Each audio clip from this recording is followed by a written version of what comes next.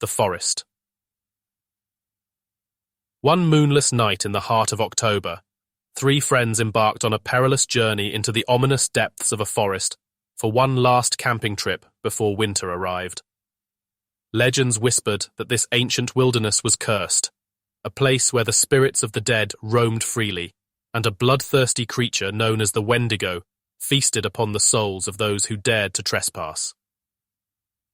Amidst the rustling leaves and tall, dark trees, Patrick, Sarah, and Lee pitched their tents beneath the gnarled canopy of ancient trees, their campfire the sole beacon of warmth and light.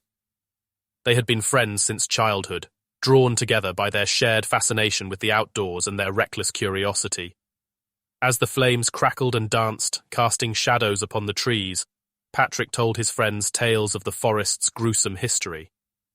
They say that the Wendigo was once a human, consumed by an insatiable hunger for human flesh, he whispered, his voice trembling with fear.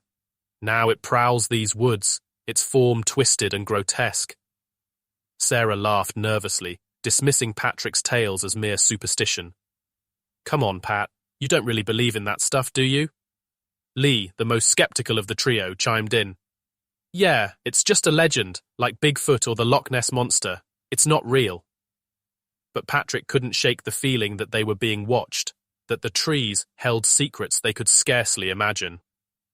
Ignoring his unease, they roasted marshmallows and shared stories late into the night, their laughter echoing through the woods.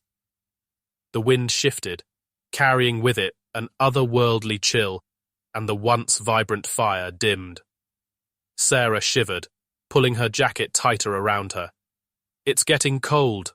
I'm going to grab some more firewood. As she ventured deeper into the forest to gather branches, a sinister presence seemed to envelop her.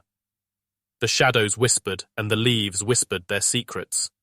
She felt eyes upon her, unseen and malevolent. Her heart raced, but she brushed it off as her overactive imagination. Returning to the campsite with an armful of wood, Sarah noticed that Lee was gone. Where's Lee? She asked, her voice quivering. Patrick glanced around, panic rising in his chest. I don't know. He was right here with us. Lee! Lee! He shouted into the darkness, but there was no response. As the minutes ticked by, dread washed over them like a tidal wave. They searched frantically, calling out for their missing friend. The forest responded with an eerie silence that sent chills down their spines. Then, from the depths of the woods, a guttural, inhuman growl pierced the night.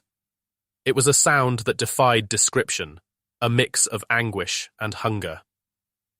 Their flashlights illuminated a set of large clawed footprints leading deeper into the forest.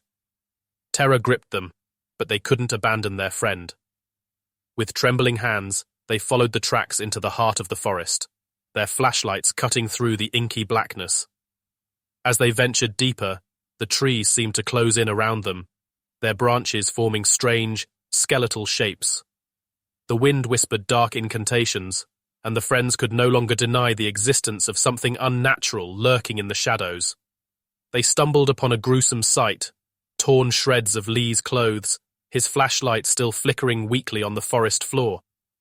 Panic consumed them as they realized their friend was gone, taken by the creature they had dismissed as mere legend. With terror driving them forward, they pressed on, determined to find Lee and escape the forest's clutches. But the Wendigo, a creature born of insatiable hunger and boundless malevolence, was not to be trifled with. Hours turned into an eternity as they wandered deeper into the dark tangle of trees, their sanity fraying with every step. They never found Lee, and they knew they never would. If they wanted to escape, they had to turn back and abandon their friend. The forest had claimed him, just as it had claimed countless others before him. With heavy hearts, they headed back to camp and called the police. Lee's flashlight and a few scraps of clothing were all that remained. A body was never recovered during the searches that followed, leading people to believe he was devoured by the monster. Sarah, Patrick, and the memory of Lee became another dark legend of the haunted forest, a cautionary tale whispered around campfires to dissuade others from venturing into its cursed depths. The Wendigo, it seemed, always hungered for more. and the forest would forever remain a place of unspeakable horror, where the living and the dead became one with the darkness.